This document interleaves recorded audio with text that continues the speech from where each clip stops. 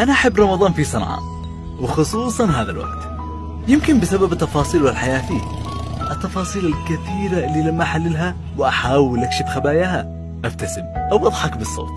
يعني مثلا في صنعاء بعد العصر الآباء يشتغلوا مع عيالهم كمرشدين سياحيين، كل يوم لفة جديدة. الأب حنون طبعا، بس فعلا اللفة اليومية إجبارية.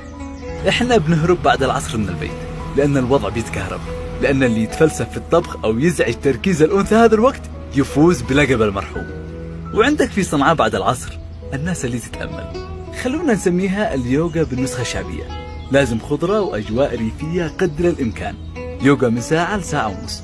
هؤلاء أكثر ناس بيحنوا للقرية، وبسبب رائحة التربة والريحة اللي تلعب بالزرع يتخذوا قرار العودة للقرية أيام العيد. وفي الجامع بعد صلاة العصر زحمة أطفال، اللي يصلي واللي يحاول يصمد ويكمل أول يوم له في الصوم، واللي تشك من الضحكة إنه عاد وكمل يشرب ماء وسط الجامع. يلا الله يسعدك.